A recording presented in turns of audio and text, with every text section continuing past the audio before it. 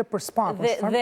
Dhe aseti më i madh që ka Shqipëria në procesin e integrimit është që ka një opozit mbështetëse. Sepse në të gjitha vendet e tjera të rajonit, opozita ka qenë kundër e para. Dhe e dyta, ti e mban mend çfarë ka ndodhur deri para 2013-s. Po mos sigurisht e mbaj mend se këtu ke jetuar. Po sigurisht më dhe nuk më ngelet, nuk e humbas rastin nëse më vini socialist përpara dhe më fut integrimin për t'ia përmendur 3 ligjet. Dakord. Edhe atë të qarkut të Fierit. Të më thuash sot ç'është qarku i Fierit? Unë as nuk i mbaj mend emrin. U përmend socialistëve dhe faktin që Shtefan Fyri, komisioner për zgjerimin, ishte socialist çek. Pra e kishin të tyrin në thonjza dhe u thoshte, ore miratojni dhe qa ishte një rregullore parlamenti, ngritja e kolegjit administrativ në gjykatën e lartë dhe ligji për në punësin civil. Po. Iq mos gjë. Nese, kalojmë tek SPAK-u. Çfarë mendimi ka Jorida Tabaku për SPAK-un? Tani... SPAK apo SKAP? Tani është bërë...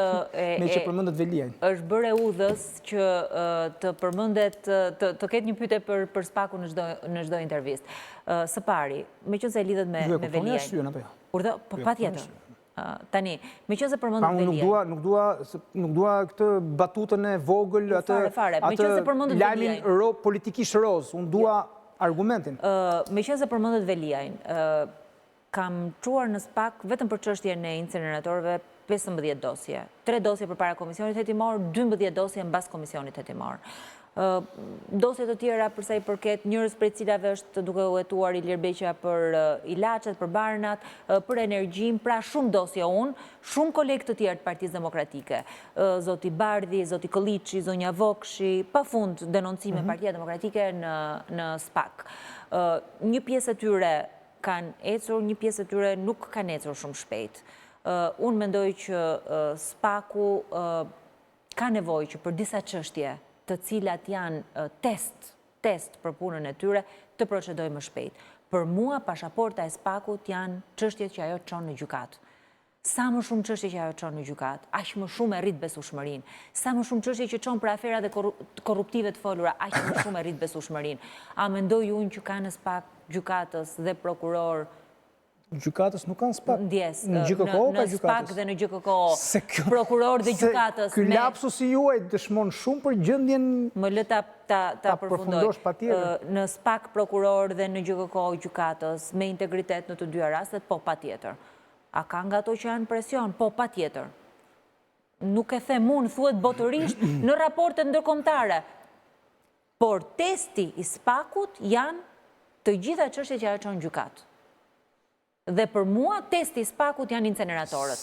Personalisht për mua janë inceneratorët. Testi i SPAK-ut inceneratorët. Okej, do të ta mbajmë shnim sepse kjo është testi i SPAK-ut inceneratorët. Një pyetje shumë të shpejtë, një pyetje me dua përgjigjen e shpejtë. Ata që thonë që shiko tani SPAK-u, duke qenë që firmën e fundit të PD-s e kanë vënë në 2013, ka parashkrim për çfarë mund të kenë bërë. E vetmja gjë që nuk ka parashkrim është pastrimi produkteve të veprës penale, Shkurt Muhabeti pastrimi parave, po domethënë që vazhdon në permanencë. Por përndryshe dhe argumenti është që tani me socialistët do merren.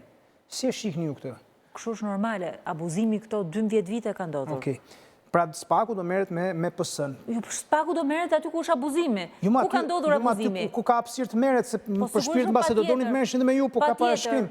Edhe historinë e Partizanit të zotit Berisha kapin në ekstremi stafateve. Partia Demokratike nuk besoj që e ka lënë SPAK-un pa punë, ka çuar vazhdimisht dosjet abuzimit aktual. Doni ta bëjmë pyetjen e fundit? Mua më pëlqen. Neve, si këtu në News 24, kemi një politikë tonë editoriale që ne nuk bëjmë sondazhe dhe nuk merremi me sondazhet e tjerëve. Megjithatë, për efekt argumentit politik, sot, në përgjithësi, dhe sipas informacioneve që kam dhe vetë sondazhet e Partisë Socialiste, ato që bën Edi Rama që me Demek i japin atij një pasqyrë më të qartë të aktualitetit, e nxjerrin Partinë Socialiste me më pak se 40%. Partinë Socialiste. Dhe nxjerrin 19-20% të pavendosur. Pre nga pyetja, a mund të kemi në rastin më të keq, ju do thoni Partia Demokratike do fitojë etj, po në rastin më të keq një qeveri pakicë. Pra Partia Socialiste del forcë e parë, por nuk i bën votat 71 e si për deputet për qeverisur dhe bëhet një qeveri si shnjuhet në term pakicë, ku është Partia Demokratike dhe aleat. Shiko, që Partia Demokratike do dali forcë e parë, koalicioni nuk kam asnjë dyshim. Nuk i di sondazhet për cilat ju i referoheni, por në këto 2-3 ditë të fundit që kur kanë dalë listat, ka marrë mesazhe pafund nga njerëz të cilët më thonë, unë kisha vendosur të mos votoja, se nuk besoj se kështu se është, por Bravo i qoftë atij Sali Berishës që pati zgjuarsin ta vëri Rita Bakun në listë për hapur. të votuar për ty personalisht. Rita Baku të falenderoj dhe nuk e di pse kam një bindje që ultrasit e Tiranës, tifosët e Tiranës, ekipi i Tiranës do t'i kesh gjithë pas vetes. Ato e shumë pak, ato dhe shumë të tjerë. Të falenderoj dhe garë të mbar dhe mos u zini me njëri tjetrin brenda partisë, fitoft më i miri. Do fitoj më i miri dhe unë, ashtu si ty, besoj do kem mundësin këtu që të vinë studi herë tjetër, apo jo, i bëj thirrje të gjithëve që në momentin që dalin edhe numrat në fletën e votimit, sigurisht ta kenë zgjedhjen e tyre të qartë. Patjetër, me shumë kënaqësi. Nderuar